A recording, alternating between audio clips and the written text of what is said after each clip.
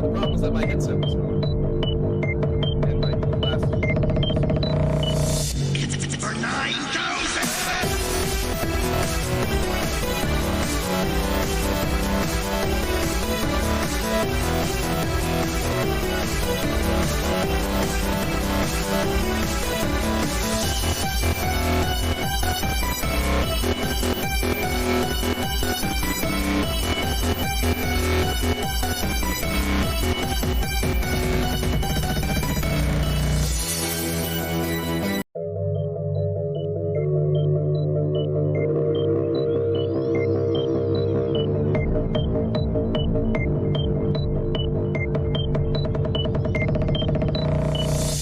It's for 9,000!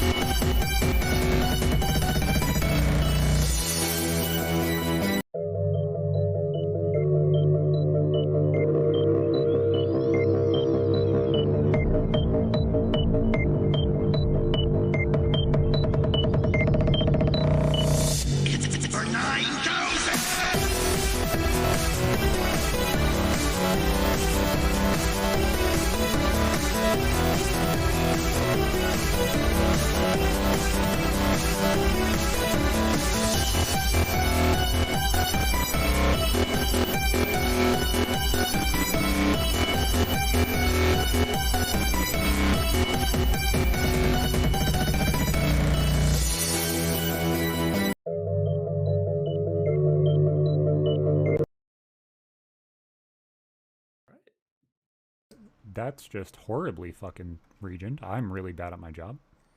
I don't know what the hell is different, but you know, it is what it is. I'm just gonna sit here and fix all this shit. Welcome to Rmts 105. I'm horrible at my job as always. You know, it is. So Dude, we started our first podcast back in the new year with no audio because neither of us realized that the audio wasn't coming through. Yeah, so the screen regions were just completely ass backwards. You know, just horrible at my job. So we have Aiden from the Lore Lodge with us, and you know, how the hell have you been, brother? I'm doing pretty good. I'm bad at my job. That's all it is. Since the last time we talked, I think when I was last on, we were sitting somewhere around like 50 or 60,000 subs on YouTube, scraping out a living off of rocks, and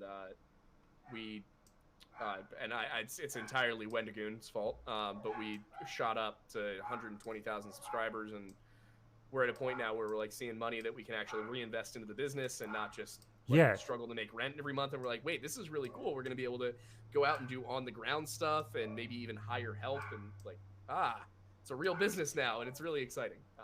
Oh, when everything starts blowing up, it feels completely different.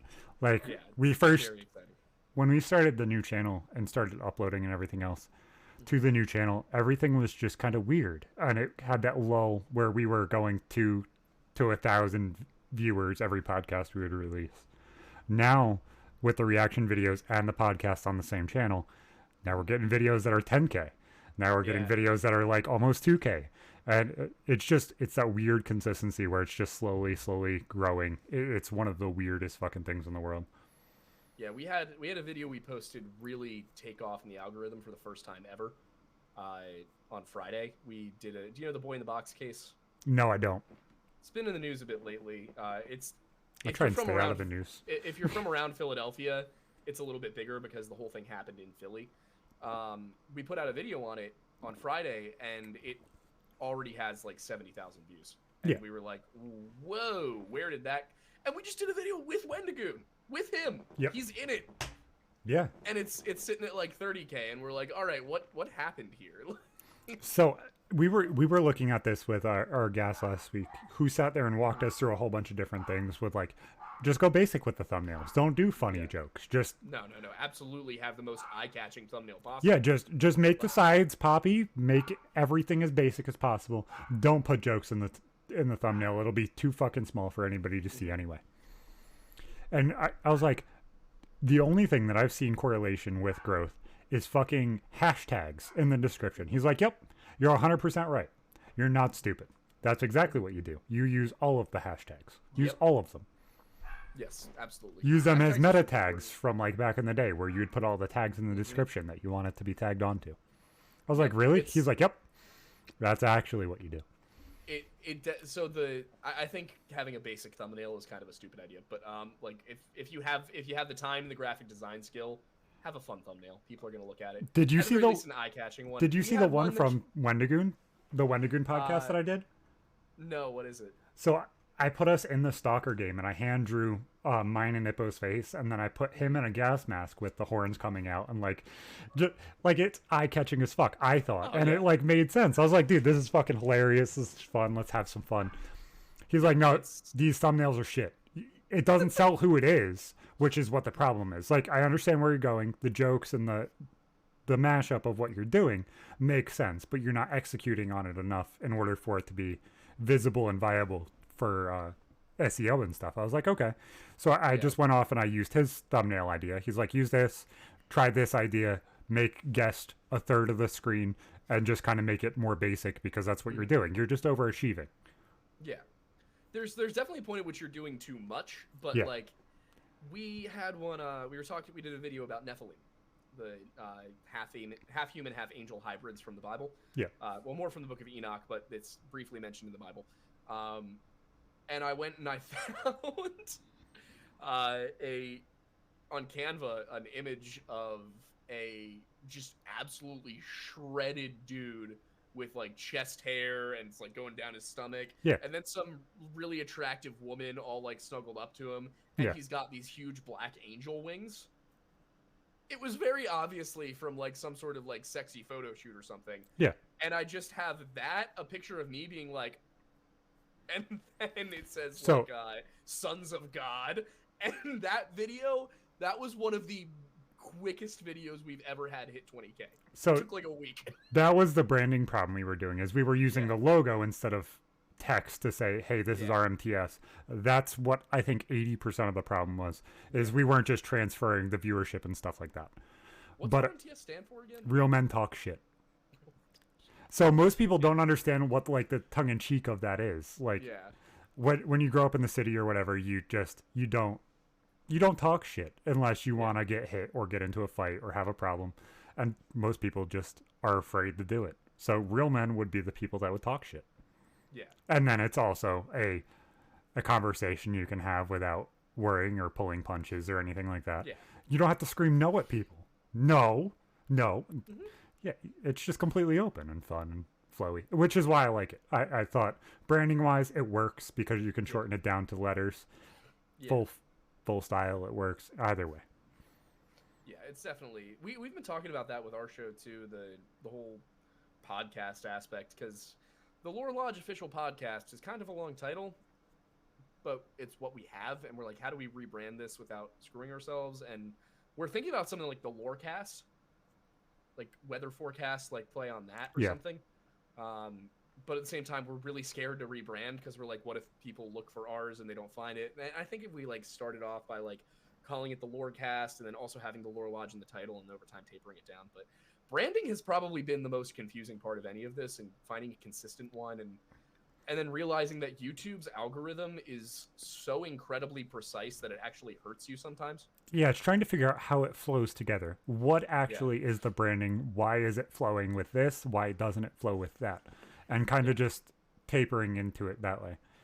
Yeah. Meanwhile, we go off and do ridiculous shit like this for our merch. That's fucking fire. This is hilarious, right? Only Phantoms. Like, it's perfect. But we can't do that kind of fun stuff on YouTube, because if we title the video wrong, YouTube's like, well, I don't think anybody wants to see this. Yeah, exactly. Like we had at least with TikTok, you can make enough content for cheap that something's going to take off, but YouTube, it's just... We had a thumbnail, which was me as Harley Mornstein from Epic Mealtime, and Ippo as FPS Russia holding a Law 4 rocket launcher. And we talked about, like, when they were making NyQuil chicken, so I had a big bottle of NyQuil and a big bottle of Jack in my hand. And we had a myth on the milk carton saying that he was missing. Like, we went in depth and had fun with the thumbnails because, like, why the fuck not? And it just, it never took off. And it's like, we're putting in the time and effort. We're doing the things. If you take the time to find it, it's going to blow up. But it's just, is somebody going to take the time to find the joke and understand it? Yeah, and that's always the struggle. I think we actually just launched 2 new channels. Yeah. We haven't posted anything yet, but because what we were finding is like people definitely like the depth of the research that I do and the way we present things. I think that's why our channel actually has any growth as compared to some of the other channels that do cover the similar topics, but they kind of like, it all feels very much like a school project in a lot of cases. And I'm not saying that to disparage anybody. It's like nobody really knows how to do this. No, and I'm not saying this to neg you. I'm saying this as like a whole. The only channel that I've seen do it correctly are either people that go to the exact location and understand it, the school way where like Wendigoon sits there in front of a whiteboard and posts this, goes to this, and breaks it down that way. Or somebody like Lamino who sits there and hand draws animations and stuff like that. There is no in between. The farthest you go into that, that's the only ones. Yeah. Everything else is like you fall behind because then you're just trying to push yourself as a figurehead to talk about this or that, and that just doesn't work. Yeah, and that's been the weird thing is like trying to get down to that. Like, we've definitely built a brand of reliability. I think people trust, at least the people who are consistent viewers, trust me to report in a way where I've actually researched something. Yeah, exactly. But at the same time, if I make a video about a missing person, it does really well. If I then make a video with the same style of research, the same style of video, the same depth, but it's about, the Mongol invasion of like Novgorod, nobody watches it. And I'm like, I get it, but YouTube shouldn't like punish the rest of my videos because that one didn't do well, What it should be is like, do like lore history, lore gaming, and lore, like the Lore Lodge stuff. Yeah, it's now broken up into the Lore Lodge, the History Hut, and Deeper Lore. Yeah. So, and then all of their handles, of course, are at Lore Lodge History Hut, at Lore Lodge Deeper Lore. Yep. And we're gonna like link it all to a brand account and everything. It's that's the one thing I want to do is like hire somebody who's a YouTube expert, because I was an SEO expert. That was my job. Yeah. I have no idea what I'm doing with YouTube outside of the basic SEO algorithmic stuff. It's very confusing, and it seems like it's constantly changing, and I don't have the time to dedicate to it. It all changes. Algorithm-wise, it all just changes every single fucking day. And as we're seeing, if you now curse within the first 15 seconds of a video, it will never be monetized on. Yep. It's so follow us at Rumble, the best unfound podcast. A list of random things you can't talk about. Yes. Like I don't know what the COVID misinformation policy is anymore. Saying anything negative about it at all. The election, you can never say that it didn't happen and didn't whatever. Like just I'm so all of scared the to things. sit there and even make a joke about it. Like, oh, that's the thing though. Is like either you're gonna make the joke and everybody's gonna make the joke, or we're all just gonna be sitting here. What's the elephant in the room? We all know what it is. We're leaving shit on the table. No, give me the viewers instead of the fucking money. The pennies that you're going to give me for viewership is completely different than the fans that would follow me to this player or this player. Like those viewers are so much more valuable than the dollars. If I could actually preserve my audience and move them to a different platform, I would do it immediately. Like I do not like YouTube. Well, yours is weird. Like with doing like death or missing people, like I'm surprised that is monetizable at all. It's definitely the way we talk about it. It's absolutely the phrasing, the verbiage. There are certain things like this video on the boy in the box. There was some stuff I had to like really heavily allude. Word in certain ways, just that way it didn't fucking get flagged. Well, like I don't know where this goes up, so it goes up everywhere. You're fine. Okay. You're fine. So yeah, so I mean, if I can just freely say it, real men talk shit. Yeah, speak freely. These people are accused by their daughter of repeatedly raping her as she grew up from a young age, probably toddler up through high school, and she then accuses them of buying a male child, so that they can also rape him. Like, it's extremely dark shit. No. And I'm sitting there and I'm like, how do I talk about this? And also, I remember I looked at Aiden after we finished filming it, and I was like, I need to find a therapist because I am going to go insane talking about this as much as I do if I can't vent. No, it's fucking weird to like begin with, and then you see all this shit that just gets censored and held back because the wrong person did it, or this person did it, or this specific culture did it, and it's just like, why can't everything just be blind? Why can't it just be a reaction to what the fuck's going on? Like, why do we have to be such a protected society or such a protected ad space where we can't genuinely say something? If they said that same exact story on Fox News, it would be sponsored. If they said that same exact story on CNN, it would be sponsored. And YouTube, fucking do better, because you are being the pussy in all of this. Oh, and then YouTube will let CNN say it. Yep. I can't, but CNN can. Like, it's like having a verified channel all of a sudden means that you have more credibility and worth. Yeah, and of course now we have a verified channel. Do I get to stay? No, I don't. Like I've seen Isaiah, I've seen Wendigoon like have videos demonetized for vague shit that doesn't even fit. Illusions. Like I've seen like the algorithm will sense something, misunderstand what he said, and then assume it was bad and knock him for it. No, it makes no fucking sense. It really fucking doesn't, and that's the major problem to it. Like I found out over the summer. I found out this like very recently, but over the summer, people were trying to cancel him on TikTok, and it just wasn't working. And it was one of the funniest things I've ever seen. I went back through and watched a bunch of the videos, and I'm just like, none of you watch him. You clearly just saw that there was a dude who was popular on YouTube and decided to make it everybody's problem. My favorite cancellation was fucking. They tried to cancel Eminem. Yeah. Do you know what song they tried to cancel Eminem for? Which one? Just give me a guess. I would assume it was one of the ones where he talked about murdering his wife. No. Wasn't there one? It where was "Love the Way You Lie" with Rihanna. The song against the anti-domestic violence song. Yes. What? Not Without Me, not 97 Bonnie and Clyde, not anything that makes sense, not Cleaning Out My Closet, not Kim, not Puke, not any of that. Love the Way You Lie. Which was co-written by a domestic violence survivor. Yes. Was it Gen Z? It was Gen Z, wasn't it? Oh, definitely was. Definitely. Oh my God. It's like you guys don't even know. You guys are trying to cancel Marshall. Go back to Shady. So I was born in 1997. So I'm like right in that weird in-between space. Yeah. And for the longest time, like growing up, everybody told me I was a millennial. Like as a kid. Sometime around high school, the term Gen Z started floating around. And then when I was in college, I got really sick of millennials. In high school too. I think it was BuzzFeed's fault. Yeah. BuzzFeed just made me hate millennial culture. What's funny is BuzzFeed tried to play both sides of that too. Yeah, it was weird.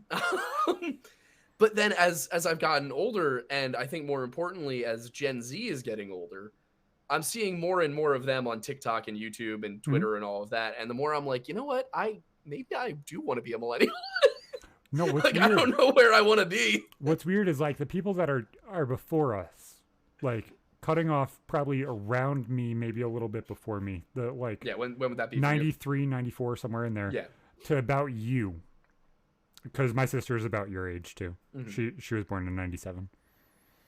There's that weird gap in between those two sections, after you and before me, where we both fall into, we both have that same kind of rose-colored glasses towards everything. But we also have the same, I'm going to say whatever the fuck I please, because of like the culture that was going on. But some of us get fucked up by the millennials from before us, where they're all super, super hyper feminist and everything else. Or you have the idiots after us, where they're just shoved up so far up their own asses that they have no idea what the fuck's going on.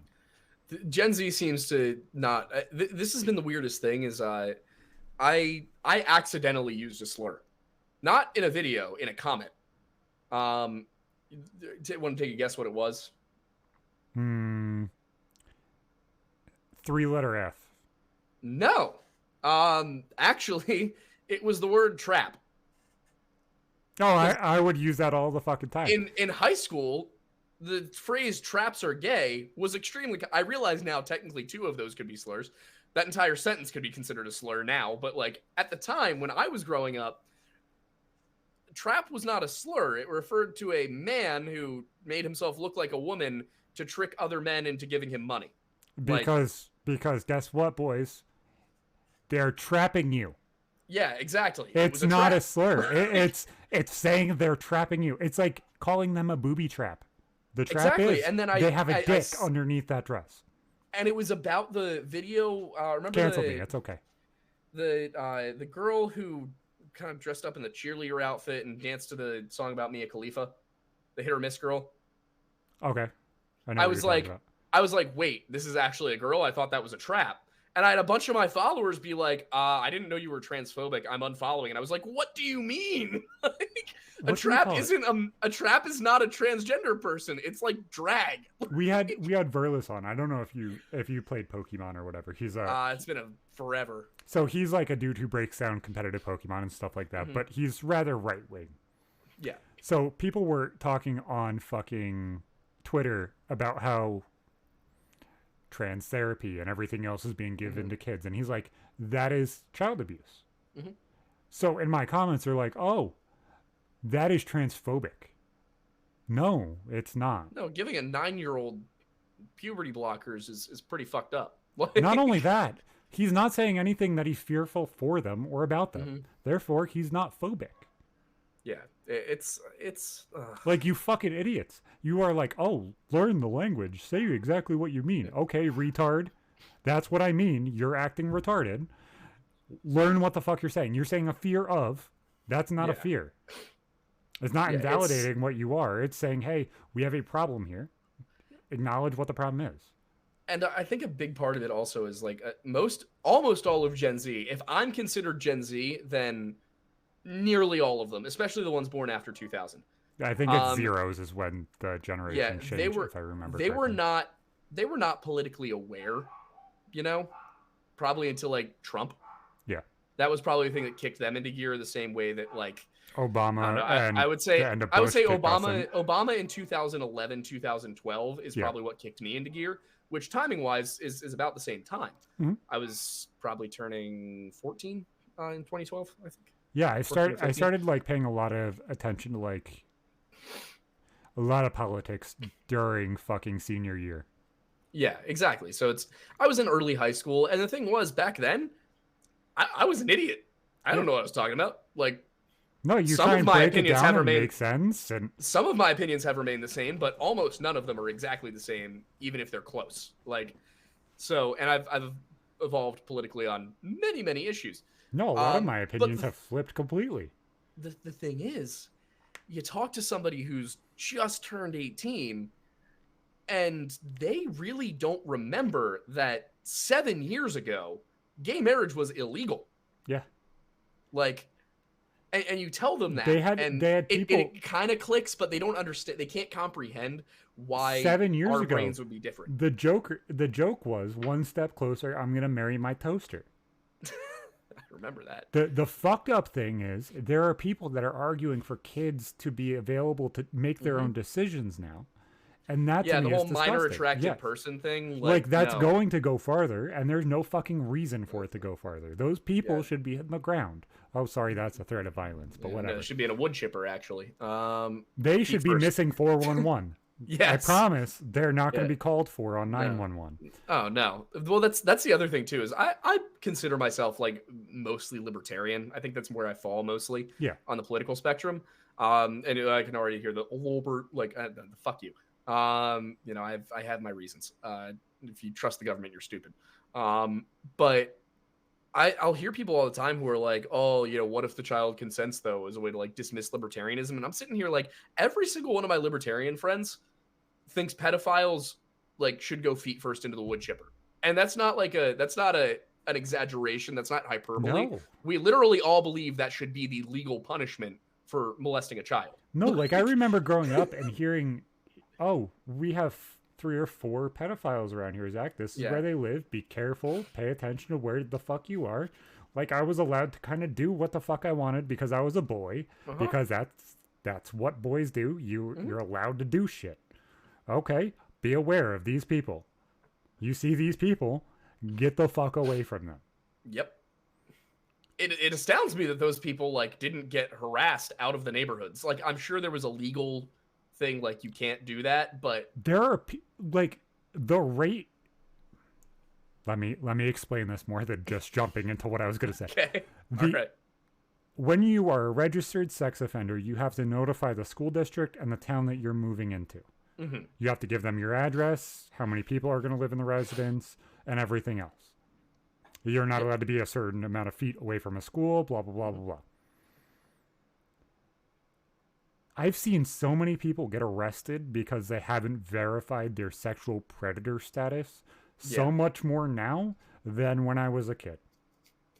To be fair, we might just be paying attention more now. Or there might just be more now. Who the fuck knows? Yeah. But like it's insane. It's insane.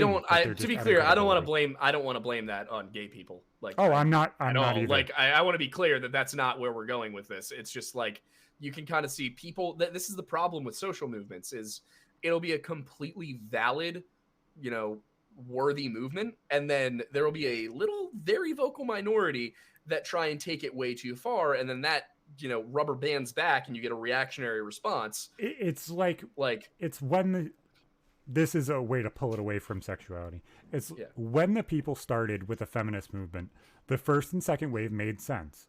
Give everybody rights. Give everybody the same level that everybody wants. Okay, these specific people don't want it. Okay, we're going to give it to them anyway because we're not even going to give them the negatives of it. Okay, then what's the next step? Okay, we want to be able to do all this. Well, all of that isn't okay. Oh, you're mansplaining. Now all of a sudden it's become men hating instead of worrying about rights. If there was a right, I would stand up right next to you and be right beside you. Now the only thing that will stand for me now with feminists is my dick. That is it. My mom was very much grew up a second wave feminist. Was my mom too. My mom ingrained that into me. My mom consistently told me that shit all of the fucking time, and I don't know about you because I don't know what the hell your mom did. But my mom was an LPN. She would come home and tell me all the time, "Oh, well, the men that I work with get paid more than I do." I looked at her the other day and said, "Mom, that's just not fucking true. It's just not. Yeah. There's no fucking way." Mine was a sociology professor and then a pharmaceutical consultant. She actually made more than my stepdad when they met. That was my exact point. She very much raised us both to be like, men and women are equal. It's about the kind of effort you put in. And obviously you're going to face challenges. There's going to be adversity, but it's up to you to meet that challenge, not to scream at the world for presenting it to you. Exactly. That should never be the point, is just bashing your head into the wall or bashing your head into the keyboard. That's not how you handle something. You handle a situation by making sure that everything's okay. And if you're the guy, you make sure everybody's kind of safe in the situation and you handle the situation properly and accordingly. You don't just sit there and fucking bash your head into the wall because you disagree with somebody. And I will say there are absolutely certain situations that need to be addressed in a much more significant way than just sitting around and saying, well, we gave you the equality, like, for example, the one that comes to mind is the MMIW phenomenon. Do you know what that is? No, what's that? Missing and murdered Indigenous women who are victimized at a rate considerably higher than every other nationality in the United States. American Indigenous women are the most victimized group of women. And usually with abuse, no matter really any crime, most crime is intraracial. Yep. Like, you are most likely to be victimized by somebody of your own race. This is not the case with Native Americans. With Native American women, of victims, 97% report that it was a non-native. And then those same victims will also report often that they've been victimized by another Native American, but it's a much lower rate. It's a 30 to 35%, So that's one of those things that there definitely needs to be some movement on. That needs some focus, but it kind of gets swept away by a lot of these kind of larger, more vague, popular movements. Not Me Too. That's not what I was thinking. The Women's March in 2020. You remember that with all that shit? And the pussy hats and the girls walking around like, free the nipple. I'm like, okay, I understand what you're going for, but why does your movement have all this attention? Why are you taking center stage when there are Indigenous women who are already just at such a disadvantage? Yeah. And like, why not use your voices for them? I understand if one day you really want to free the nipple, go for it. But you've got a voice, you've got a stage, you've got a platform. Give it to these people who are currently suffering and stop asking for stupid shit. It's why I think that why I think like the Unite the Right rally in Charlottesville was one of the dumbest things I've ever seen. Yeah. Because like, listen, is a lot of the hatred for white people in, you know, pop culture and on the left completely overblown? Yes, absolutely. Are white men still probably one of the most comfortable groups in America? Yeah. I don't really feel like I'm in danger. I think the value that a white male brings to said table is completely determined by his wealth, not his intelligence. Which is where the problem, which is where a lot of the problem is.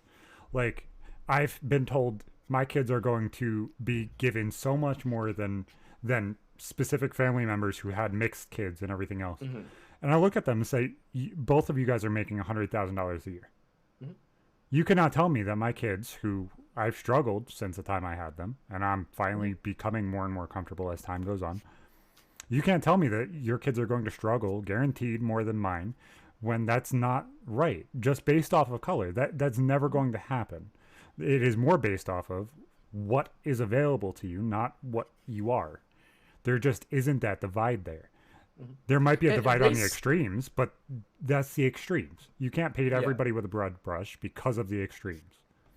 Yeah, and I think what sticks out to me is just the fact that, like, up until the 1960s, they were using race to divide people. Yeah. And then during the 1960s, there was this huge effort to integrate. Mm-hmm.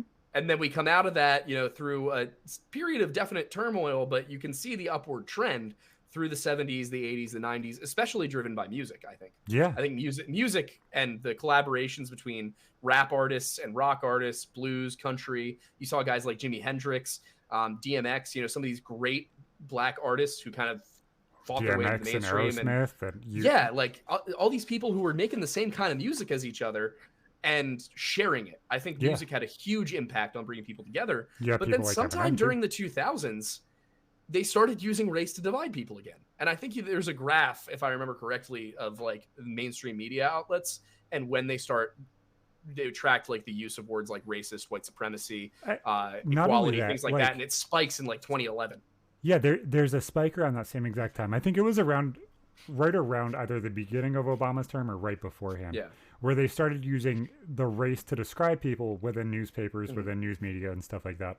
That caused a racial divide in that aspect, because then you see, this specific type is making a problem with these specific news stories. Okay. If a purple man, when I'm walking down the street, comes and tries to shoot me, and then the next time I see a purple man, am I going to be afraid?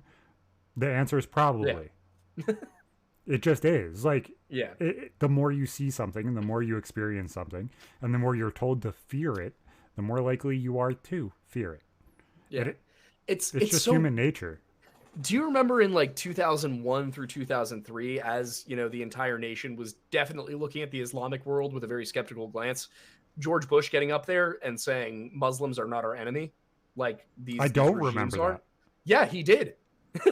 George Bush in like 2003 is getting up there like Muslims aren't our enemy. It's the Iraqi government, which of course also wasn't true. But, you know, he was getting up there and saying stuff like that. And there was this real attempt at unity. And then sometime around 2011, 2012, I don't know what happened because I wasn't politically conscious up until that point. But I feel like in the early 2000s, the aughts, when I was growing up, when I was really, you know, experiencing childhood, I don't remember having any sort of racism around. And maybe I was just being very well protected from it. If I look around at what my little siblings were learning in school, in high school recently, they're learning everything is race and class and division, all this. And I feel like when I was a kid, that just wasn't there. And so I didn't have those thoughts. I wonder if we would have had the same problem if Hillary Clinton became president in 2012 or 2016. Would we have had the same problem with men versus women instead of just race? Oh, I don't think so at all. If Hillary Clinton had won, I don't think there would have been anything about that because, I think that again, this is where all the nuance comes in that seems to get lost in media. But is like the interesting conversation. Yeah. You know what I'm saying? Trump definitely said some things that were just flat out like disrespectful to women. They were like that is a factual statement, and not just individual women like Rosie O'Donnell, but like he said some things that were just disparaging about women as a whole. Yeah. At the same time, the guy went after sex trafficking harder than any president in U.S. history. Yep. And so both of those things can simultaneously be true.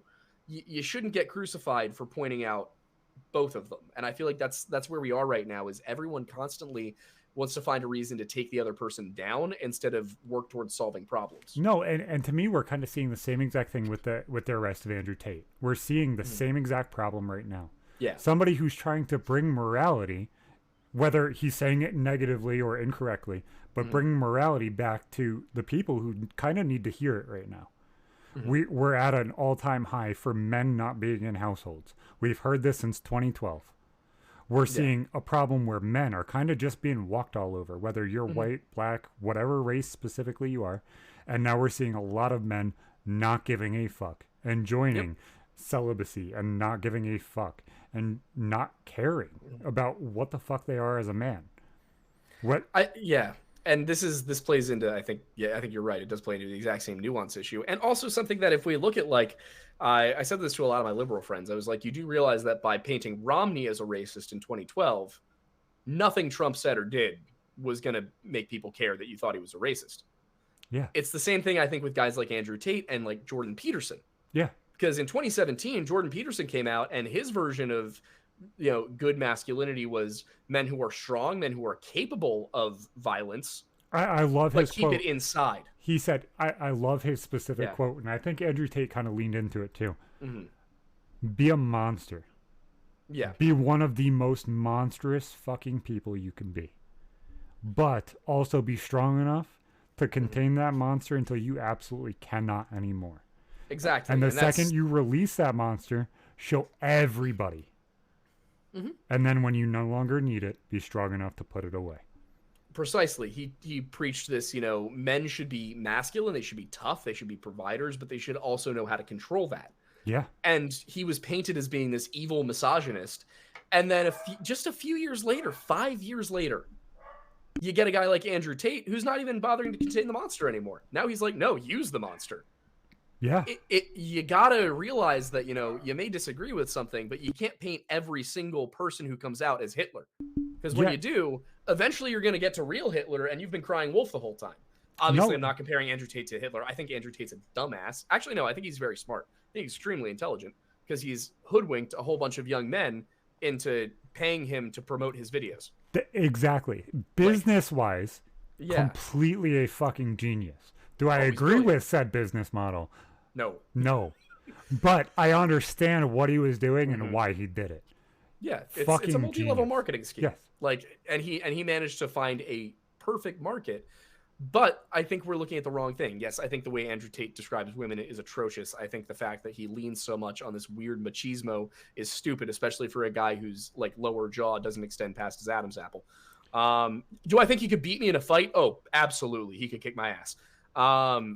He was a boxer. Like I know I could not handle that dude. But like there's nothing masculine, in my opinion, about paying women to hang out with you. Like that's where you're I'm not correcting you by like demanding you're wrong, but there's not been proof of that he's paying women to hang around him. No. So what I'm not saying he's paying women to have sex with him. I'm just saying it seems like he's paying women to hang out with him. No, if he flies somebody out, do you consider that paying for? Like if I said, hey, Aiden, come here and hang out with me, I'm going to give you $50 in gas. That's not me paying you to come hang out with me. There's the want and mutual connection already there. Therefore, connection happens. Yeah. And I'm sure there are women out there who actually like his attitude. Just like there are men out there who really like being dominated by women and like, they like being spat on and abused and shit. Like, I think when people look at it, like, and you say, well, maybe those women wanted to be there, and they're like, how dare you accuse them of that? No, let's remember that people are fucking weird. Like, people have all sorts of weird kinks and fetishes. Looking at this, and I'm not going to go into what exactly happened today with the victims coming out, because who the fuck knows? I'm not going to say one way or another. But if you look at these things, there are some things that he's said that are questionable. And I'm not afraid to point it out and say Yeah. it. Hey, there are a lot of things like saying, hey, yeah, I flew all my girlfriends here and then we decided to start a cam business. Okay. I understand where that can look fishy with what's going on now. Understand. I also understand the shit that happened 8 months ago is very, very similar to what happened last What happened week. 8 months ago? So Tristan flew out a girl from the States. Right. She ended up having a boyfriend. Okay. He saw her on the stream that they were doing because they have like either a constant live stream or she was part of one of the videos or whatever. Okay. Saw him as part of a content. And called her and was like, hey, what's going on? She's like, well, they're holding me here. I can't leave, blah, blah, blah. And you think she was lying? The same day that he called the police and the embassy and everything else to help her get out, she was seen at the side of the road receiving a pizza on CCTV from his house. Out of the driveway. Like, obviously, when you have a gated in-house, you can... Yeah. Yes, there's barriers. She was outside of those barriers. If she was a prisoner, think. If you were a prisoner... And I mean, I do know situations where... But I know girls who have been in situations where they felt like they couldn't even leave, even though they were outside because the person would find them. I understand that part too. Yeah. I'm not giving him carte blanche. I'm saying exactly how things happen. Yeah, there's enough of a gray area there that you can't really Yeah. accuse him of anything quite yet. And they said, hey, we're letting you guys go. They weren't even fully arrested. They weren't charged. They said, hey, we're bringing this against you. They were able to provide the proof of the CCTV that she was going out to interact with fucking pizza delivery boys and do all of that stuff on her own.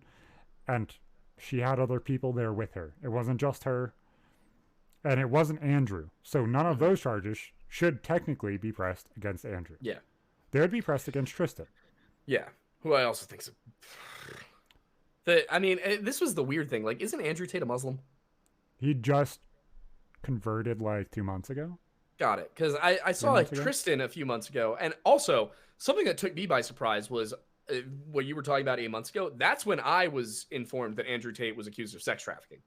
So the fact that's part of that charge. Yeah, that's when he part was of that just charge. now, when he was just now arrested, and everybody was like, "Oh my God, Andrew Tate's been sex trafficking people." I was like, "Wait, we knew this." Like, so a lot of stuff Either that I had seen didn't happen or it confused happened. me. Which one? The fuck are you talking about? But I remember like seeing that and being like, "Wait a second, like this makes a lot of things make sense." Because I'd seen a lot of people that surprised me defend Andrew Tate. Yeah. And then I realized, oh, not everybody knew about that accusation. Like that was a minority of people. Okay, I have to, reevaluate how I feel about some people now. But like Terry proves a point, and you might not be able to understand this without like putting yourself there. Imagine if that was your girlfriend. Imagine if that was your wife. Yeah. That you're like, oh fuck. Why the hell did she fucking go? Yeah, I definitely, don't get me wrong. I can see that. No, but like that's a point that a lot of people, I assume, aren't fucking thinking about.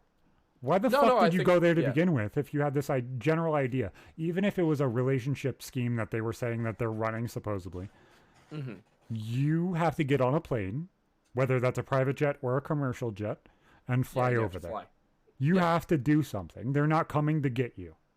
Never underestimate the ability of people to make stupid decisions knowing that they're stupid. But that's a huge fucking point. You know what I'm saying? It is. Yeah. It's a huge difference. I agree with you. Yeah, like, and the thing about Andrew Tate that sticks out the most to me is the fact that he's the symptom, he's not the cause. Like, young men are in crisis at the moment. We have extremely high suicide rates. We have very low rates of relationships. I think it's something like 1 in 3 men is either celibate or a virgin at the age of 25, or so like 20 or 25 or something like that. Statistics that do not line up with the women of any demographic within our age group. And so why is that? Well, religion used to be something that men could cling to. Sports used to be something that men could cling to. And as we've gotten less and less in shape, as we've gotten, further apart, as we've been spending more time on the internet, and as we've seen a move for body inclusivity among women, but male models are typically still, even if they're not jacked, they're skinny. So men are just kind of like, and men are, there's these weird bragging like that more girls graduate high school than men, and more girls graduate college than boys, and so on and so forth. And you're sitting there and you're like, you do realize that that's a problem, and those numbers should be equal, right? Like this part frustrated me, and it happened to me about a month ago. And this might just be personal experiences, whatever. But somebody came up to me. They're like, you should gain a little weight. You're skinny as hell. Just gain a little weight. So I was like, okay, you know what? I'm going to take your advice. Let's see. So I went on one of the body calculators. Was like, this is what I weigh. This is how much I do. Blah, blah, blah, blah. This is my height. Give me my BMI. See how much food I have to intake. 3,200 calories a day. And not just 3,200 calories of bullshit. It's got to be 3,200 good calories of protein and good fats and all that. Then they're like, I would love it if you had a dad bod. I said, sorry, that's never going to fucking happen. Yeah, like, you'd have to drink beer. Like, so much beer. No, I won't let myself get that way. Yeah. Like, I don't care what your preference is. Like, I understand that that's going to be a conscious thing that has to be there, whether I acknowledge it or choose to do it or not. Yeah. But if you want me to acknowledge that, there's a lot of fucking changes that you have to make in order for me to be like, okay, that's acceptable then. But no, I'm not going to be fucking chunky. Like, that's just not me. Like, I'm sorry. Yeah, and I'm currently dealing with it. I feel like I'm overweight. I want to lose 20, 30 pounds, and it's hard. it's not an easy thing to do. And like, when I got ready, I'm never, if a girl told me that I needed to have abs or something like that, I would be like, all right, bye. Like, it's never going to happen again. I'm too old. I don't have the energy. I don't feel like eating, eggs and chicken. The thing is your drive is you. Yeah. You cannot make me fake that fucking drive. Exactly. If I have the drive to do it, do not fucking tell me to stop it. If I don't have that drive, don't expect me to start it because you say yes. Yep. That's not how things work. That's not how things go. That's not how anything can like correlate. And that to me is like, that is something Andrew Tate has done for a lot of men. He started that whole do better for yourself bullshit again because it kind of tapered out after Jordan Peterson. Well, that's the thing is like, I struggle with it so much because every time I hear somebody criticize these people, I'm like, who else? Who else? You've killed masculinity. You called it toxic. You shot it dead. And, they fucking tried to... Chris Pratt. Chris Pratt, like, completely unproblematic guy. Has a great backstory. Really took command of it, was living in a van, like smoking weed, doing nothing with his life, and then took it upon himself to better himself, started going to church, found faith, started, eating better, got himself acting roles, got shredded for Guardians of the Galaxy. And then they're like, you look at that guy, and that is a man that I look at, and I'm like, I want my kids to see that. I want them to see this kind of man, somebody who's kind, caring, gentle, but also capable of, being strong and showing leadership abilities, even if it's just on screen, but, showing that side of him. And then they go and they try and call him homophobic because he goes to a church with a name that's similar to a homophobic church. And you're like, okay, you will cancel Chris Pratt. And then you expect men to find a role model? So I was listening to a Tristan Tate episode of some podcast. And he was talking about like the differences in how he would treat his kids. And my kids were here, and I listened to everything. I let them absorb whatever they're going to hear. Ask me whatever questions you want. Have the conversation because that's how you should parent. Allow them to be around and kind of see things and do things because you're not going to teach them everything. If you give them the ability to ask the question, that's what's important. So he's like, Dad, what does this mean? And Tristan said, hey, my daughter's my princess. My daughter will be the queen of somebody someday. Someday she's going to get married, whether that's some 30-year-old bum on the beach or some dude who's making everything out of his life. And if she decides to go marry that 30-year-old bum on the beach, I'm going to ask for the car keys back. Go love the guy that you love. Live the life that you want to live and pursue what you want to do. Right. My son, those first 18 years of his life, he doesn't get to ride in first class with me. Mm-hmm. I'm rich. He's not. But when he hits 18 and he knows he's got to grind and work his ass off, he's going to fucking succeed. He's going to do everything that he needs to do. He's going to keep taking the steps. And he's like, Dad, that really makes a lot of sense. I said, well, look at it in everything that's going on around you. A woman is very, very easy to sit here and be like, okay, I'm going to join your life. I'm going to make myself a part of you. To be that guy that you want to be and have that person join your life, you have to have value to that life before they want to join it. Yeah. Whether that's 16, 18, 25, 32, like you have to have value there somewhere. Yeah. You have to be able to deal with things. You got to be able to have that life experience in order for you to have those stories and that experience. And if you don't, then you're going to screw yourself. See, but then Andrew Tate goes and tweets about how like women shouldn't expect monogamy from high value men. See, I don't disagree with that shit. Like, I don't agree with that shit in the slightest. Yeah. Like, as I told you before, I was like, I don't agree with all of it. But there's a lot of it. Like, the morality shit makes a lot of fucking sense. I think that's where I get hung up with him, though, is that he'll make some good moral points and then go and make moral points that I very much disagree with. But more importantly, he seems to contradict his own moral points. Yeah. And that bugs. I'm one of those people who like I absolutely fucking despise hypocrisy. Oh, like absolutely. if there's one thing I'm proud of, it's that I don't think I can be called a hypocrite. It's just it rubs me the wrong way when people don't practice what they preach, I guess is what I'm saying. Where's Jesus? Can we just have Jesus again as the role model for men? Like, nah, man. Like, stop killing religion so I can have Jesus back. I'm not green or Chinese or black, therefore I cannot picture myself in Jesus anymore. I have a problem. Yeah, I don't know. I just feel like we've started examining every single possible angle of every role model. And what's that going to turn up? Because nobody's perfect. There is no perfect person. Everyone is going to have a flaw. And if you just keep digging and digging and digging until you find it, you're going to get rid of all the good people. And the only people left are the ones who aren't afraid of showing you their flaws, no matter how many they have. So we could, I wish that we had somebody with the charisma of Andrew Tate, because he clearly has it. Like, I don't feel it when I hear him talk, but he has it. That's demonstrably, empirically clear. But like, we need somebody with that kind of charisma who's got a bit more of a, I think, balanced and gentle approach. I feel like with Tate, we've taken all of the good points about Jordan Peterson and then removed the control aspect. Yeah. Which, I think he's correct. There are women that will be attracted to that. Yeah. There are men who will be attracted to the opposite with women. Like, there is a large spectrum of what people find sexually enticing, and, there's people on both ends.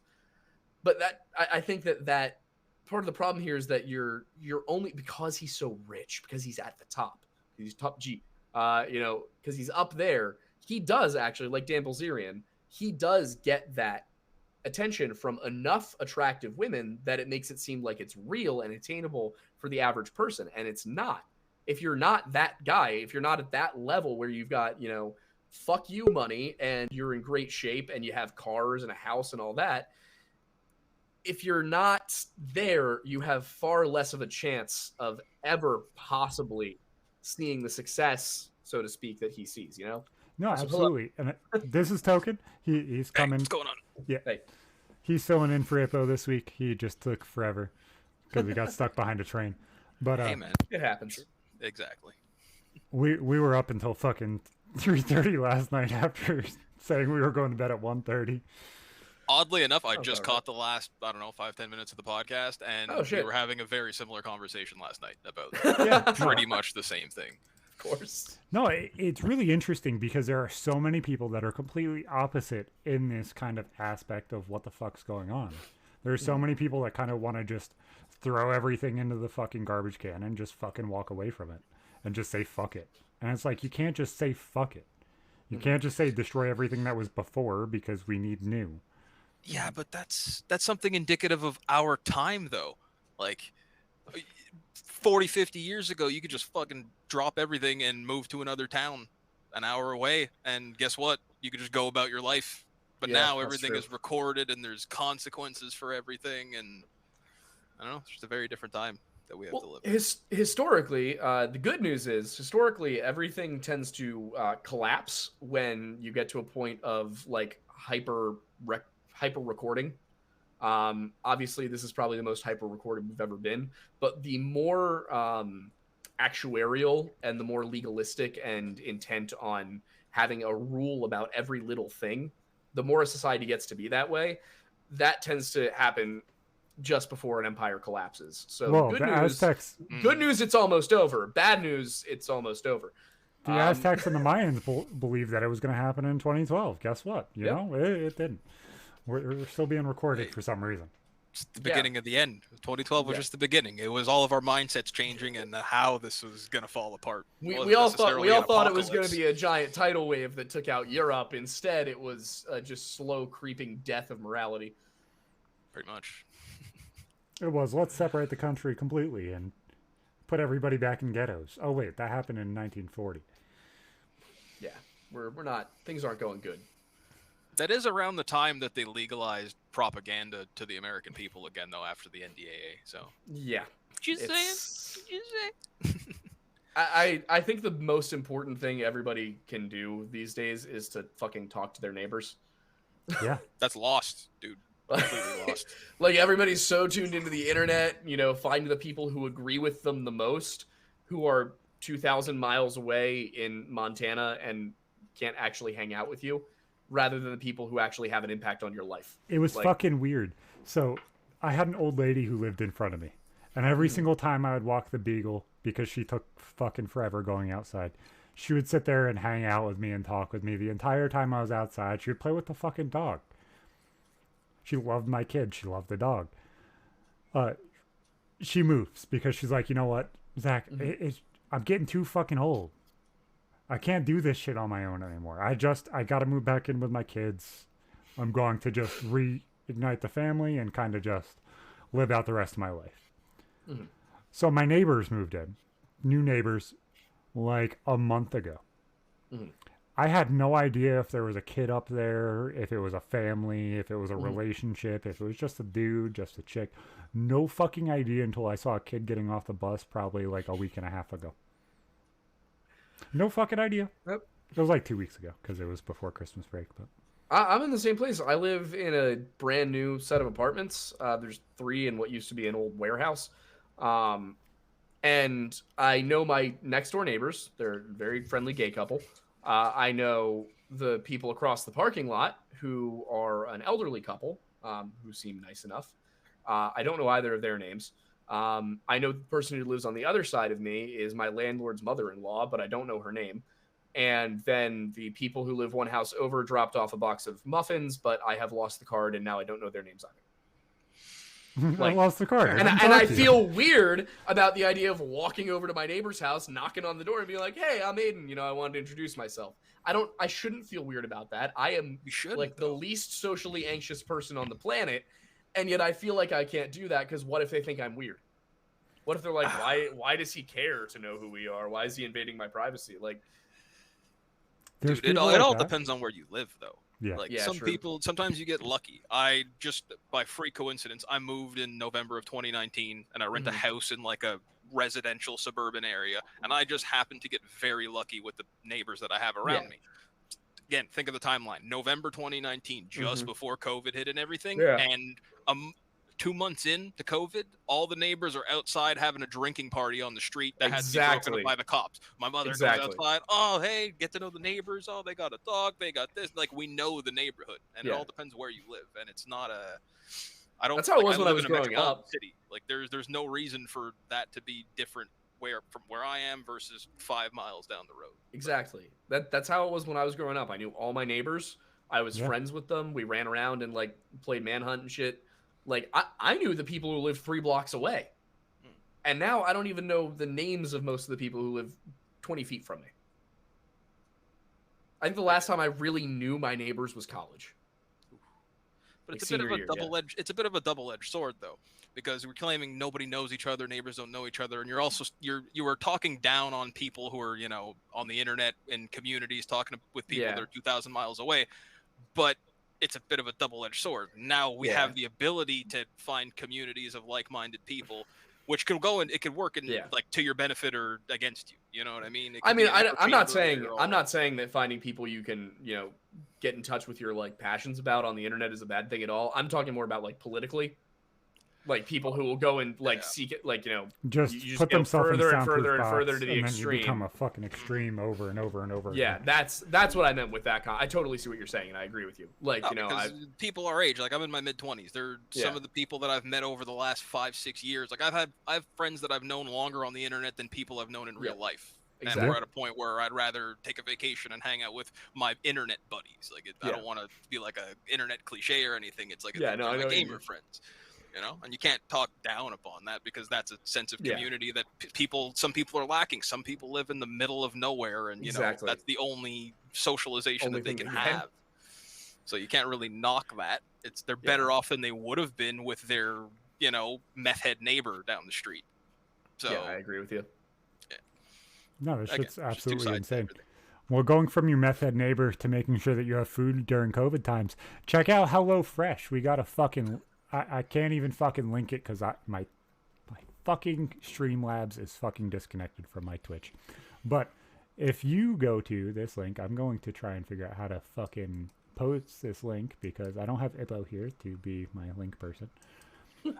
And, try and do this my damn self without blowing out everybody's eardrums. Make sure to check out HelloFresh. This shit is fucking cool. They give you a shit ton off. I think it's like 20 free meals or something like that. Oh, yep, you guys have my audio coming back. Go to HelloFresh.com, use that link. That link is fucking fantastic.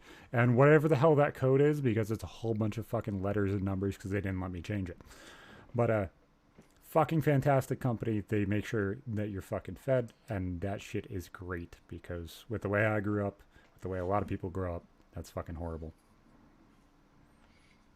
But for 8 meals right now, I could get it for $55 next delivery. I save $150 off my next 8 deliveries with free shipping. That's $5 a meal. That's not too bad at all. Including gas, most people can't get their food for that, especially now with eggs and all that shit going up in price. So check out HelloFresh because they're fucking fantastic. Get that coupon code going. I might need that. I had HelloFresh for dinner completely unintentionally. Didn't even know I was going to be on this podcast. Exactly. I went to Wegmans the other night. Do you guys have Wegmans? I know about it, but no. Okay, it's a big grocery store. I went and I've been spending way too much money on takeout, so I literally just went and just filled up my cart with I got 4 sirloins, 4 filet mignons, a whole big thing of chicken, a crazy just amount of meat, and just brought it all home. It's like $130, and I'm like, I can eat this for 2 weeks. There is so much meat here. I have nothing other If you're than willing meat to cook, but meat. Oh yeah, exactly. Well, yeah. Do you need anything else? I got meat. And I got coffee. Got caffeine. Yeah, I got meat and I got coffee, and the coffee is my own protein. coffee. What my do you own need, company's coffee is the coffee I have. Just ordered 30 bags of it. It's amazing. Exactly. That's all you got. It's That's all you need. delicious. I was a barista in high school and college, and so when somebody reached out, asked me if I wanted to it was a small roaster, and he was like, "We're trying to do collaborations with YouTubers and stuff," and I was like, "Oh hell yeah! Can I have exactly this flavor profile?" And he's like, "Oh hell yeah!"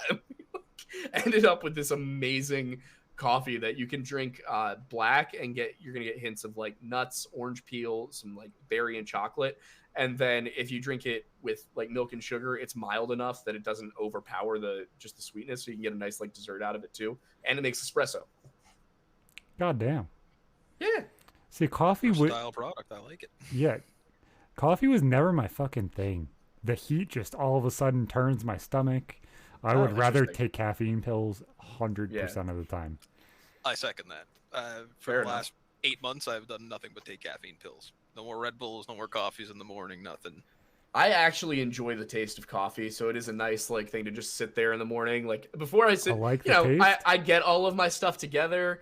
I have my notepad, I have my laptop, I have my nice cup of hot coffee, and I sit there, and for a moment I'm at peace before I read about children who died in grisly circumstances.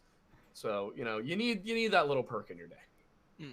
Yeah, exactly. I don't think coffee would bring it to me because as soon as I sat down for work, I would have to be running to the bathroom. And then Fair. that's almost as grisly of a murder. Oh, God. I hate being lactose intolerant, and coffee on top of that's just not a positive thing. That's the worst. Jesus. I feel bad for people who are lactose intolerant. I will say, yeah, that's terrible. Sometimes it is like if I'm still going late into the night, I will like just pour myself a glass of bourbon on the rocks and like sit there and be like, I am Ernest Hemingway. Like, oh, like a glass of bourbon when you're working late at night, it does something spiritual. I don't know. Haven't tried bourbon. Oh, It's don't good. just try bourbon. Find somebody who knows bourbon and ask them to introduce you to it. So what you're saying is I just need a trip down to PA. first That's all I step. need. Yeah, Dude, that goes for pretty much every alcohol. Yeah, like, there's true. plenty of things that I I started feel drinking like when I there's was no 18. way to drink vodka. Yeah, but There is no way to drink vodka that it's going to be a pleasant experience. No, nail polish the or whatever. vodka that I got at Music Fest when I was down in PA was fucking fantastic. I feel like vodka at the very best doesn't taste like anything. It didn't taste like anything. The more which you was pay the for it, benefit. the less you taste. Exactly. That's the goal of vodka So- is to taste as little like alcohol as possible. I was in a tent for Music Fest where I got unlimited alcohol because they sponsored the entire festival. And then- and energy drinks. And then Monster was one of the other sponsors, and I just had to walk about 100 feet for it. Dangerous. So I would walk and go get whatever flavor Monster they wanted to give me, and then I would walk back in and be like, "Can I have a glass of vodka?" They'd be like, "Here," and then I would fucking mix it, and I would be like, "Yeah, this is good. I'm okay now." See, no, I'll sit there and I will taste half a dozen different bourbons with like seltzer in between and actually enjoy it. But if you hand me a glass of vodka, I'm actually probably just not even going to drink it at this point. Yeah, I've it had just didn't alcohol taste like poisoning anything. from it. You never recover. Yeah, it just absolutely didn't taste like anything. I've never been fully drunk. I was fucking tipsy. I was like 4 or 5 drinks in. I was having fun. But I've never had a hangover. I've never been fucking so wasted that I wasn't able to do the next day.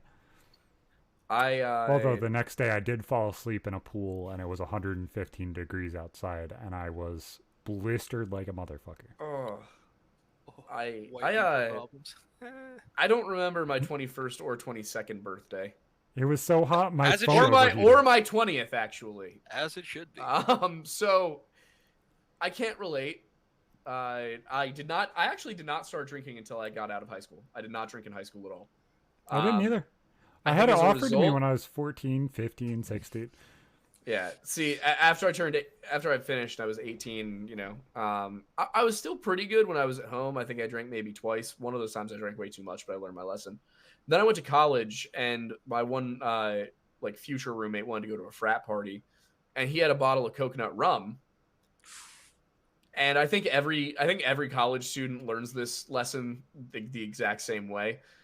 Just because it doesn't taste like alcohol doesn't mean it's not in there. I remember getting to the fraternity. I remember getting home from the fraternity. Somewhere in the middle, I pledged. Like I got on their pledge list. They were texting me. I was like, "Who are you people?" I don't know what I did. Why do I have this brand on my ass cheek and why does it say gay? If I was cool enough while blackout drunk to get invited to a pledge of fraternity, I do wonder what's wrong with me most of the time. Yeah, drunk me is a really cool guy. Like, I need to meet this guy. Like that dude seems like a legend. Apparently, he climbed down 4 levels of balconies. Like when I was a senior. Don't drink Four Loko, kids. It's illegal here now.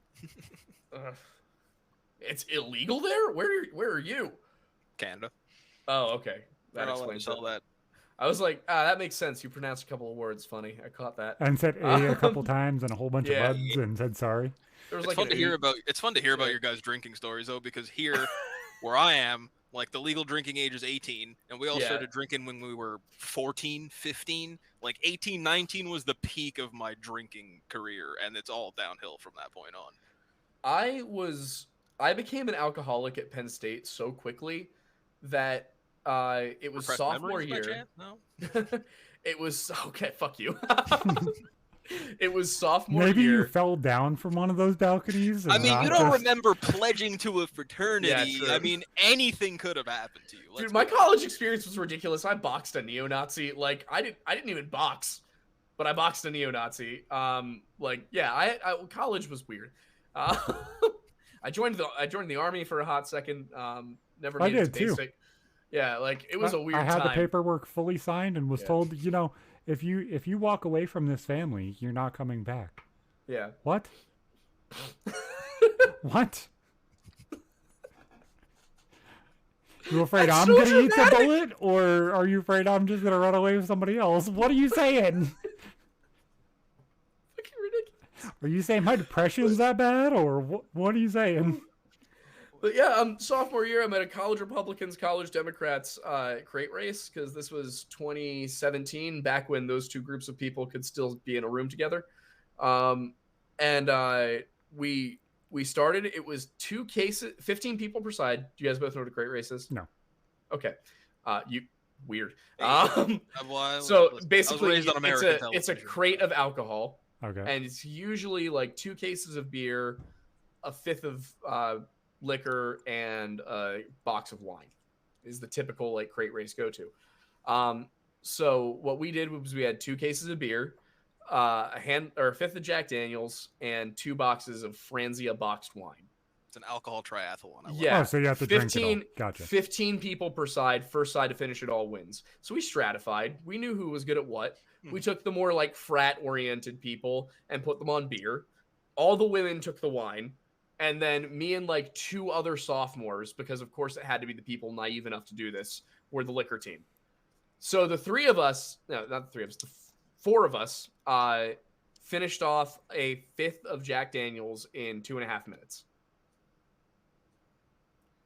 It was like 10 shots for me. We then proceeded to drink 4.5 beers. And also I had an entire solo cup of wine. We beat college Democrats in 12.5 minutes. They didn't even finish their first case of beer. When I tell you that felt like the election for me, like that was the Super Bowl. Was we cannot let the fucking Democrats win at drinking. I wasn't even a Republican. I voted for Gary Johnson. Like I was literally only there because everybody knew I had a drinking problem. And goddamn if it wasn't one of the most glorious nights of my life. The last time I heard somebody say that they had a drinking problem, they were on a 48-hour bender of drinking 2 bottles of wine and halfway through a bottle of liquor, and then got banned on Twitch because they called somebody slanty-eyed. Oh my god!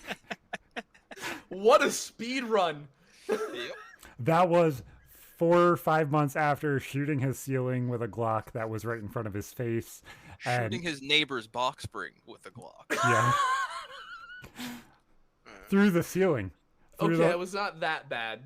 My roommates did walk in on me sitting on the couch drinking a bottle of Jack Daniels. But all that's just one Tuesday night, sophomore year.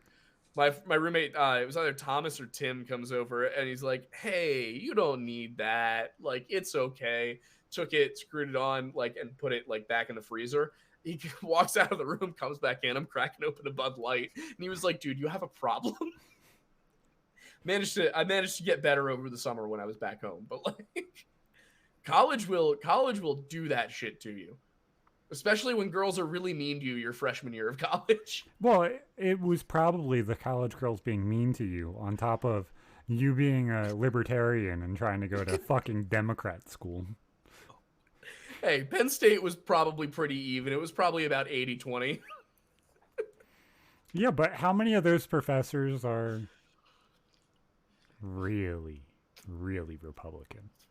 Probably not many. But you know what? I gotta say, as far as staff went, outside of the English department, I had very respectful professors who encourage debate and discussion. I think there's a very academia is lost narrative to people who find themselves on the right, and I think it's not quite as bad as they think, but you definitely need to remain outspoken. Like you need to hold the line. I think the problem is a lot of people are willing to see both sides of the issue and willing to understand where somebody else is coming from. But the second that anybody on the right does that, they're either going to steamroll you and make it so that way you're fucking all of a sudden you're far, far, far lefty, or you're loud enough and assertive enough to stand your ground, and then all of a sudden you're alt-right and you're a piece of shit. Yeah, there's definitely a problem, but it's weird. It's one of those, like I said, talk to your neighbors. It's one of those things that becomes a problem when you're not directly connected to it. I had that same conundrum. So I don't think none of my professors would ever have gone to like the student newspaper and been like, oh, this Aiden kid, he's just awful. But they might, in a broader thing, sign a statement saying that things I believed in were awful. But they wouldn't go so far as to like call out individual students. So I think there's still a little bit of respect there. We've got to be reminding each other that we're real people and not just like, numbers in the sky. Well, I think that. At least they focus on the ideas and not the individual. Yeah. But that could also be misconstrued in the other way. Exactly. Us versus them always. Exactly. Well, that's because they don't necessarily understand that you're a person with intelligence and can break things down and understand what the hell you're having a conversation about. They're going to say, oh, well, you have this specific take, and then all of a sudden all of your other takes are discounted because I can assume what you believe. Mm-hmm. The number of people who just assume things is wild. We had one of my favorite things about our YouTube channel is that in our podcasts and even our recorded videos, we'll occasionally make like political jokes. Yeah. They are never one-sided. We go after everybody. And you're like the Russell Peters of political humor. Yeah. So we'll sit there and we had a debate about the Wendigo as Donald Trump and Bernie Sanders, like doing impersonations. And I was like, no, you don't understand. The Wendigo, he's too fast, he's too strong, you can't handle him. Like, just stupid shit like that. We've had people on our channel be like, you guys are so progressive. It's so nice to see that. And some people who are like, wow, you guys are really hardcore libertarians. And it's all over the place. Yeah. And I think that is how people who aren't in a political media space should be on their own stuff. I had this one conversation, and this was part of a date, which is the funnier part. Oh, good God. Abortion got brought up. Oh, no. I'm very, very outspoken, like, hey, morality-wise. Like, this is where it's drawn. This is where I think, like, obviously I understand that you want some choice. Some choice is acceptable. There's a definitive line where we have a problem here. Line. After that, no. Mm-hmm. Person the next day was forced to take a pill after she said she would never believe in it once. I was like, that's fucking funny. That's just kind of fucking funny. Ganondorf. Really funny, bud. Yeah. Jeez, the abortion issue, my least favorite thing to talk about. Oh, no, we're not going into that. Fuck that. I can't hear shit. No matter what you say, somebody will be angry. Oh, listen. They all the are. biggest topics in your news, especially in the political sphere, are questions that just can't be answered. Like there is no way to answer that question. Nope. No, there's no way to answer. That's why you either you're put damned your if you balls do, on you're damned if you don't. Yeah. We had a good system, legally okay, but morally stigmatized. That's fine. Oh, let me do it, and then if people are gonna fucking shun me when I walk out of the clinic, like whoop-de-doo, I took the decision to do it. It's like, what do I care more about? Yeah, exactly. Oh, man. So, fucking hell, man, you have been absolutely killing it with stories and stuff like that. I don't remember if we had this conversation on air or off air that person was talking to you about that specific case. Mm-hmm. I don't remember if that was on or off air. I don't know if that's fully known. The one specific one that's in the topic list. Oh, yeah, no, that's known. I didn't know if it was or not. I wasn't going to stick my dick out for you. I've been honest about that. I have spoken to Gabby Petitto's family all the way through when she was first reported missing, through when she was found, when they launched their lawsuit against the Laundries, all of that. They spoke to me directly. I do not claim to speak for them, but they have spoken to me directly about a number of things. No, that's never going to be where I stick my dick out for somebody else. There's no reason to. Good, yeah. I didn't remember where we had that conversation. I know we had it. It's fine. I know we talk every now and then, but like, fuck, I can't fucking remember where we had that conversation. But, yeah, no, you're totally fine. I've been very honest about that. No, but that was interesting to me. Be open about your sources. That was really, really interesting to me, watching the start of that case and like, oh, they were interactive with the police here. They were doing this. They were doing that. And then it kind of just spiraled. And it was just one of those weird fucking things. Yeah, that was a tough one. Because, just being so close to it. It becomes very clear the more that comes out about everything that there were signs of this. I don't want to say for a long time, but that definitely within the month leading up to everything, there were a lot of occasions where it was clear something was wrong. But because what happened was each one happened separate in a different town, so nobody was able to connect it. But there, you can start to see the pattern of behavior with it, and all of that, and just the thing that really gets to me, I think, about that story is that by the time I knew anything about it, by the time her brother reached out to me to ask if I could talk about it, she was already dead. Yeah. And like it's so fucking heavy. Like, I remember seeing a whole bunch of shit about that specific case where they were like, oh, it went both ways. The abuse went both ways, and that's what caused it. That's not how things happen. It's also complete, like, that doesn't cause it. A girl her size cannot hurt him. I'm not saying that if she, like, slaps him and hits him, he can't hit her back. But, like, there's a line difference where there. At no point would he ever have needed to hurt her that badly. And especially when the cause of death, I want to be very clear here, no matter what she was doing to him, there is absolutely nothing that warrants him strangling her. If you can strangle somebody, you've got them subdued. He strangled her so tightly, so hard, that he broke her vertebrae. Like so the normal abuse problem goes there both would be ways trachea. thing. Yeah. No, but I remember seeing that all over CNN. I remember seeing that all over Fox News. That's what they were pushing originally was, oh, it was both ways. You see it in this specific cop reaction. You see it in this. You see it in that. It's like that genuinely doesn't make sense. Yeah, it's ridiculous. There's a couple who claim that they had him in their car. He was hitchhiking, and that he wanted to be going to Jackson, and they found out they were going to Jackson Hole, and there had been miscommunication. He started like screaming and hitting things, and like got out. Like the guy was clearly not stable. And everyone I've heard from who knew him personally is like he was a kind of weird dude. Like you could tell something was off about him. I'm sorry. How protective the mother was over him also shows that he is also sort of not fully there. Like, and I don't know if I can also tell you, I can't say where I got this information. No, but his mother is like outcast from their entire family. She became a really serious Jehovah's Witness. Like and I have my sources on this. But okay, I'm going to distance myself from you for a second, just so that way these words don't stick to you. But I'm going to go a little funny here and kind of be exaggerative for some reason. Sure.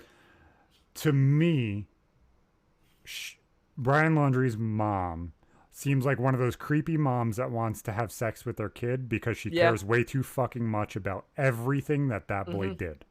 Yep. Oh, I'm going to make him safe. Oh, he's fucking retarded and does dumb things.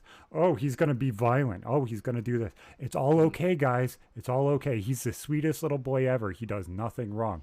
I bet you she was fucking him because I guarantee you that if my kid fucking even came close to killing someone, they would have been in fucking court waiting to be taken care of to make sure that things happen the proper way. I'm sorry. I don't know if I'm just completely in depth with morality, but I'm sorry. There's no fucking way that entire situation wasn't 100% up to speed and normal. It just This wasn't. is the first I've heard of this at all. And So you never heard of the Gabby Petitto case? no, and just from a pure like joke perspective, I think she wanted to be a Jehovah's Witness to get out of the house. Maybe her son was fucking crazy. Maybe she just wanted to be in the neighborhood, getting her face out there, so people would realize if she went missing. Who knows? No, she I wanna went see if I can and ran find him this to, exact to quote. like the Everglades and gave him a location in the Everglades where he could make sure that he was taken care of. Gotcha. They were randomly leaving the house to go give him food and give him shelter and stuff like that. Like But then clearly there's an issue there when you're like coddling a full-grown man. Like there's fugitive who is running and from a the fugitive. police. Man. Who Yeah. she knew had killed his girlfriend, by the way. That's why I'm saying, like, it's one of those Yeah. weird situations where it seems like she was fucking her kid. Let me see. There's a quote. I know the full thing, Or but I it's the don't know which typical part pet- I'm allowed to My tell you. kid would never do this. He told me Um, he didn't do it. He wouldn't. He couldn't hurt a soul. No, Yeah. there is nobody that sees violence to that level that wouldn't understand that it's possible as a parent. There Again, just there's a lot of isn't. people that are just in the dark, like to be in the dark, prefer, her life is better if she just assumes none of that ever happened. Aiden's it's got to easy put to on just- his old man glasses just that way he Shut can up. see the screen. No, there's a specific quote.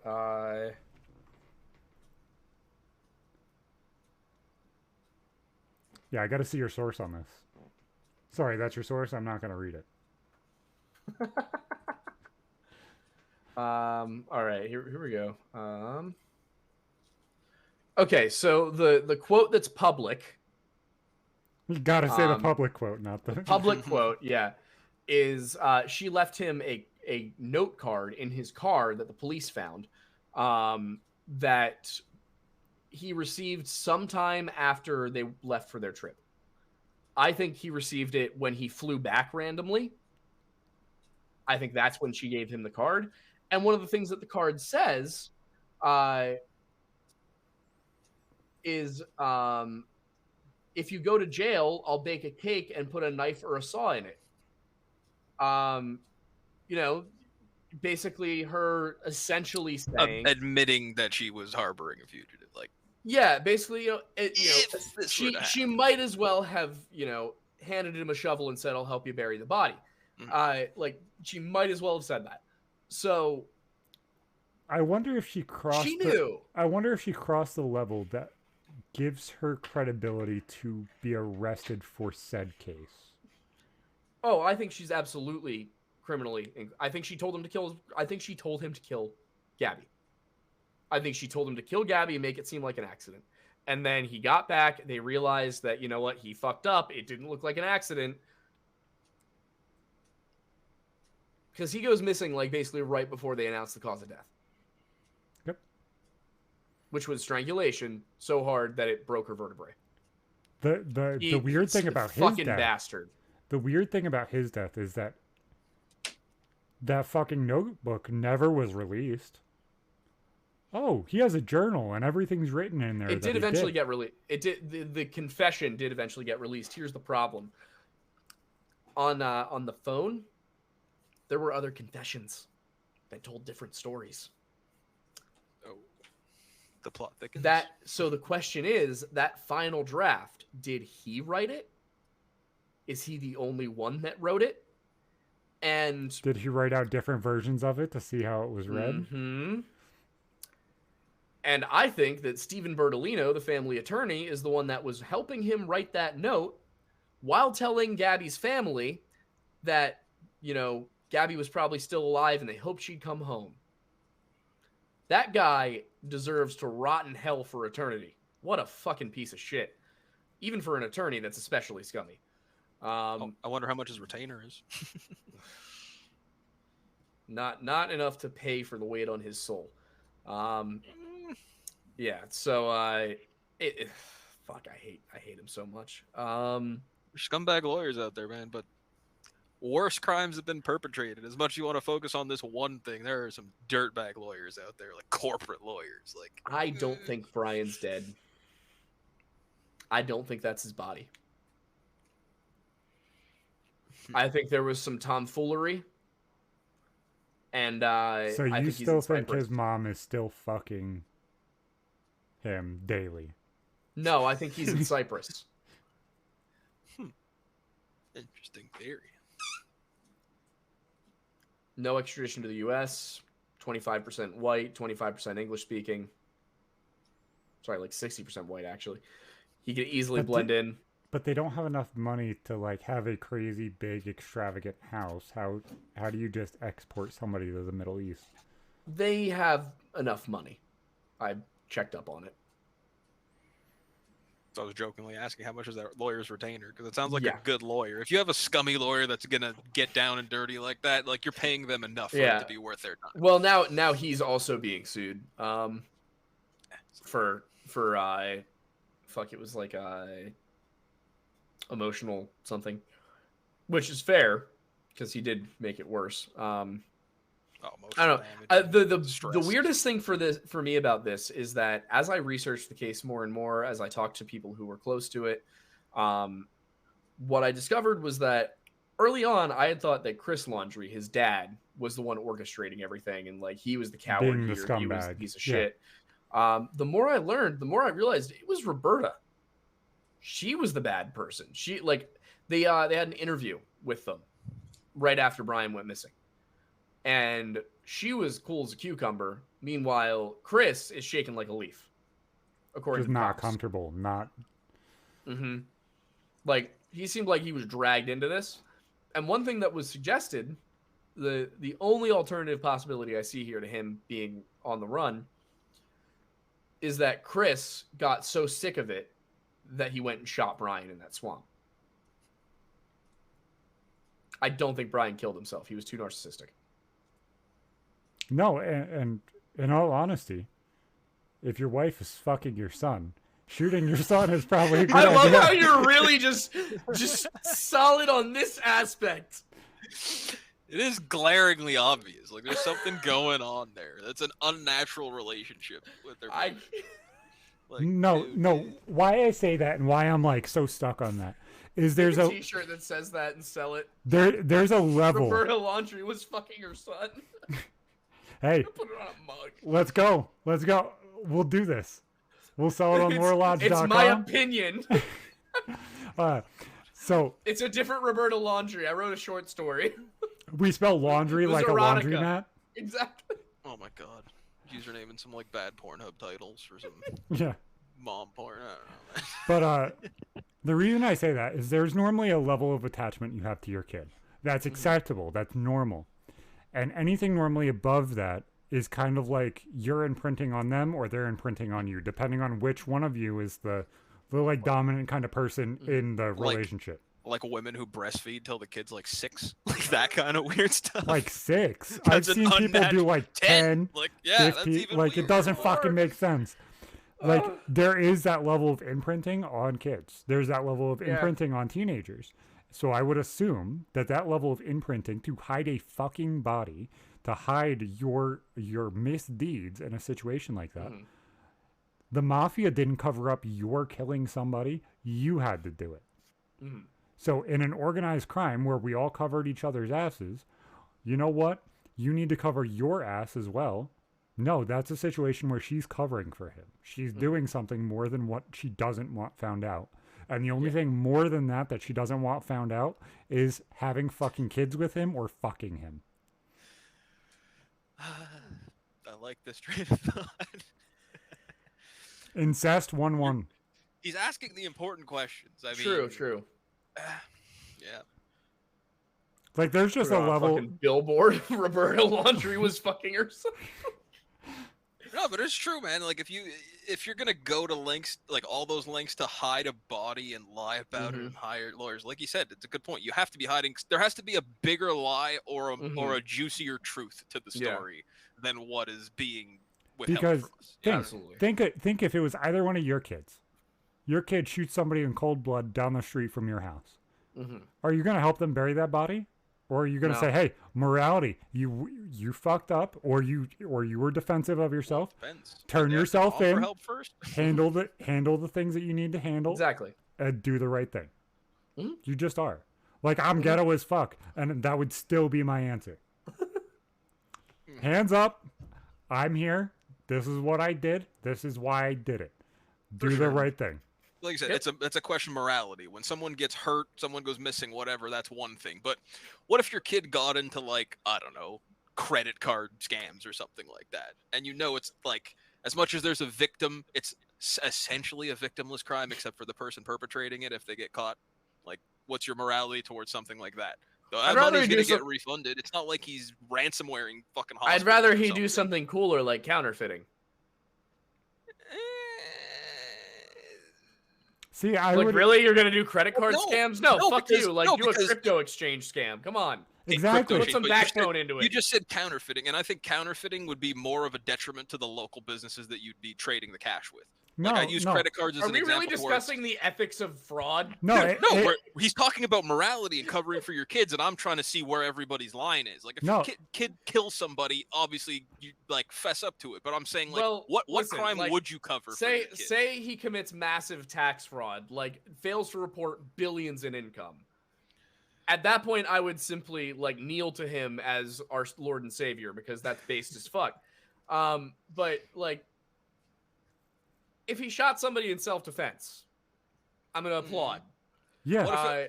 Listen, if he shot somebody defending somebody else, like somebody else had a gun pointed at them and he shot the guy with the gun, I'm gonna applaud. Like, I'm gonna applaud.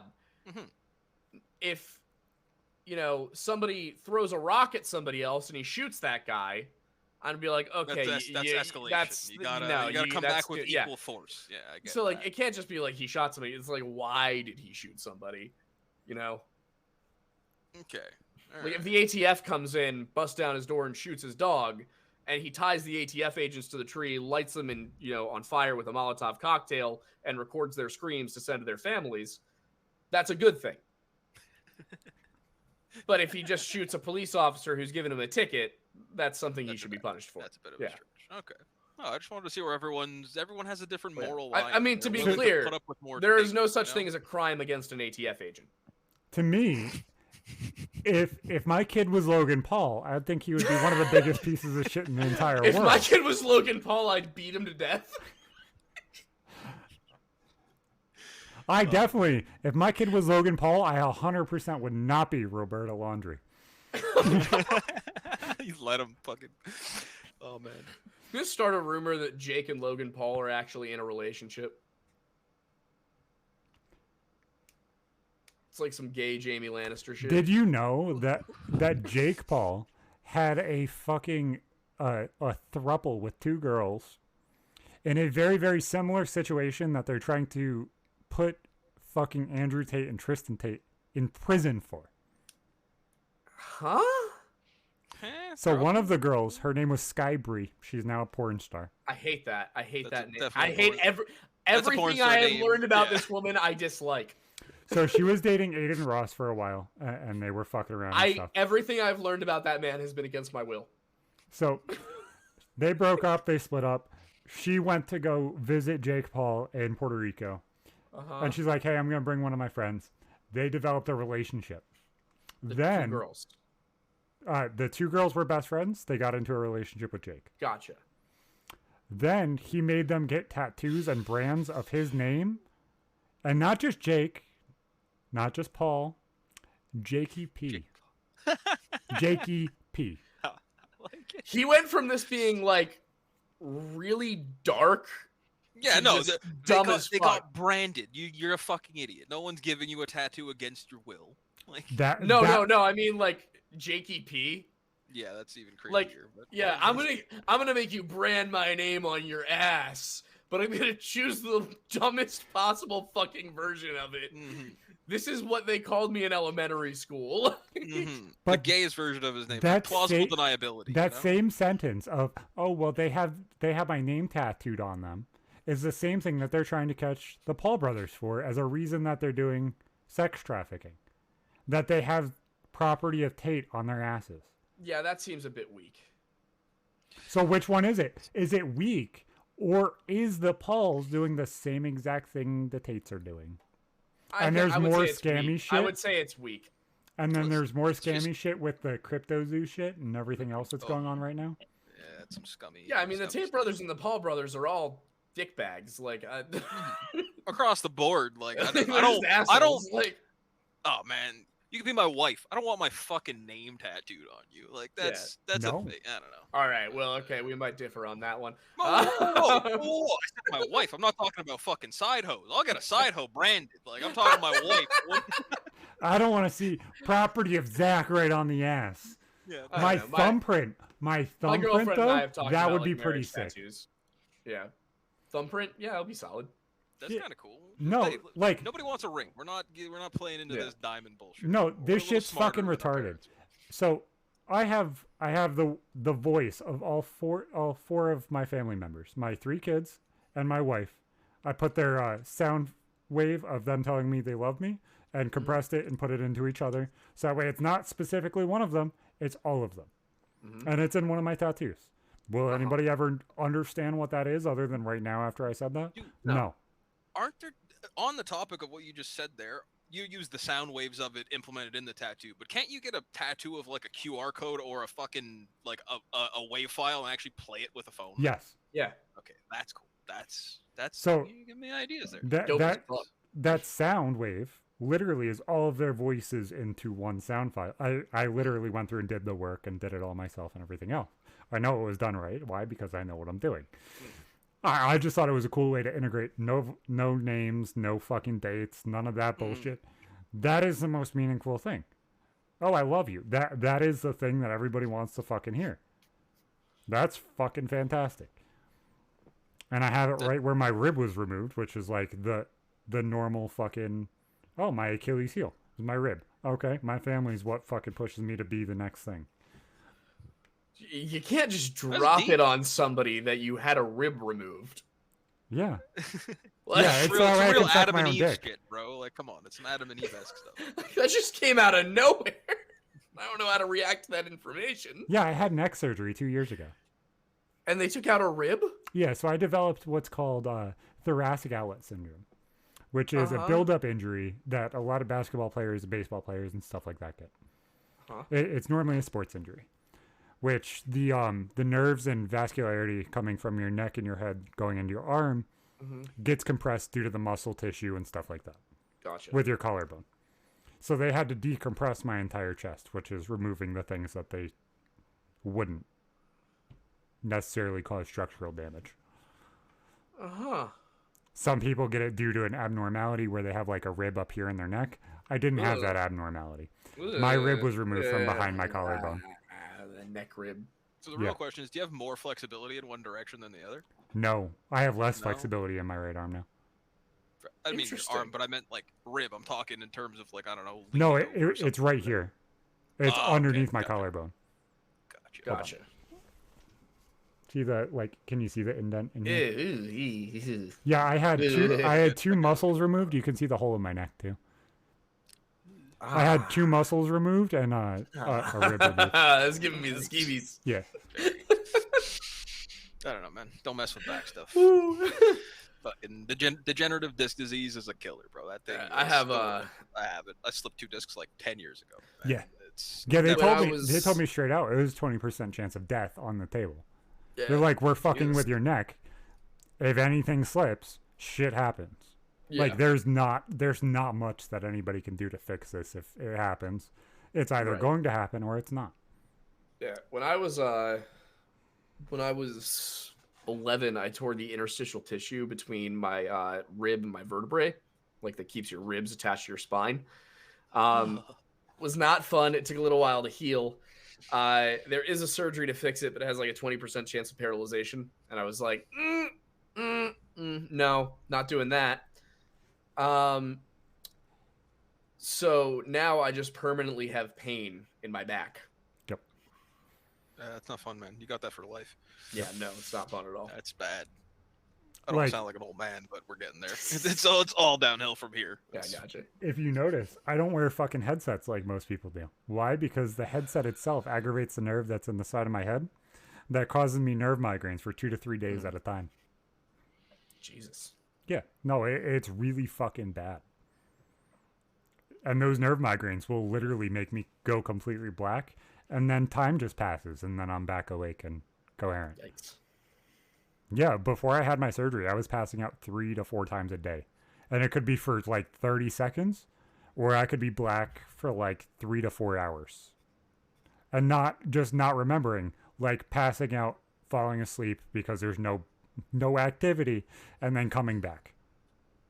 Oh, glad he just messaged me about, well, I don't know if you can tell her. I'm at work, and one of my coworkers that does the day shifts here, he, this is completely random. We're on the topic of injuries and stuff like that. It's pretty gruesome. I only found out about it a few days back. Over the holidays, this guy, I don't want to say he was intoxicated. I wasn't there. I'm not a witness. But from what I heard, he was going up a flight of stairs, but fell backwards, and he got his pinky caught in the banister as he was falling, and it tore his pinky off. Oh. Yeah.